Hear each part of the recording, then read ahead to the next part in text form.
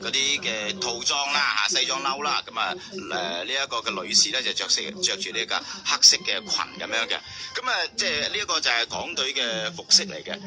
喺影相嘅時候咧，嗰兩個即係梁振英同埋霍啟剛咧係專登踎踎地嘅，即係梁振英就係半樽嘅狀態，咁啊就係因為可能咧驚遮住後邊嗰啲嘅運動員。不過我諗咧佢其實唔使點樣擔心咧，自己遮住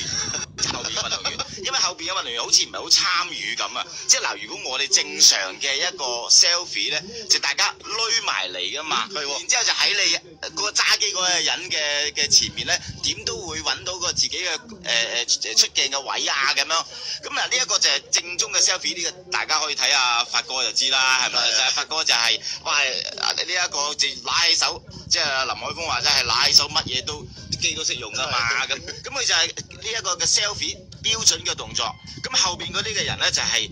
亦都有標準嘅，就係點樣去到令到自己係出到鏡嘅。但係今次嗰個嘅梁振英佢哋 selfie 咧，同埋霍啟剛 selfie 咧，後邊嗰啲好似係散開咁啊！即係人哋唔係人哋正常係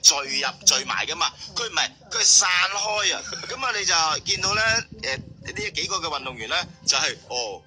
係啊，影相啊，咁我影咯，咁樣，即係你感覺係咁樣啊，同普正常嘅嗰啲嘅 selfie 啦，好唔同，嗰兩張都係咁嘅，即係話特別係有啲咧，直情係歪埋塊面啦，即係避得一避啦，無端端即係仲要入埋個鏡擁埋去，好慘嘅。你真係知道其實好多運動員自己本身都有呢一個即係網頁同埋專頁噶嘛，裏邊亦都好多粉絲群組好即係眾多㗎，無端端將呢一張相又黐咗埋上去。佢有排同啲 fans 解釋嘅，點解你咁前係咪？或者要刪相啊無謂啦，又要做多樣嘢，post 咗上去，跟住又要刪咗，咁就唔係幾好嘅。同埋啲運動員裏邊咧嗰個即係心理嗰個狀態咧，嗰一下會覺得我諗都比較難去進入嗰個 selfie 嘅狀態，即係話一齊好歡欣去影一張相，因為你又明知嗰個人講你咧，即係就話冇經濟價值啊，又明知佢嗰個人又未必話即係咁重視你嗰個體育項目，甚至如果你一旦有機會再對戰中國隊嘅話啦，喺你初賽嘅情況裏邊，佢都唔知會唔會支持你噶嘛？一定會啦，你放心。睇都唔敢睇啊！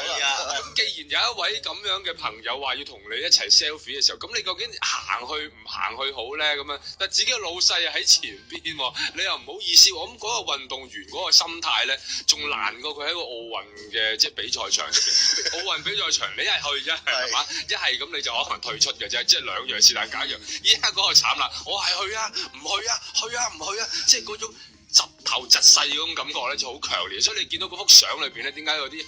運動員好似咧向後褪緊啊，或者散開咧，可能都係呢一種咁樣嘅運動員嘅心理狀態咯，唔知點算好嘅。咁同埋咧，仲有少少係出於保護啊梁振英嘅心態出發嘅，因為咧自己咧係啦，即係驚自己會揼佢啊，因為即係個運動員好會有力，訓練有素，咁如果手帶埋一個唔覺意，忍唔住揼咗佢就唔好啦。係，即係一跌低。即係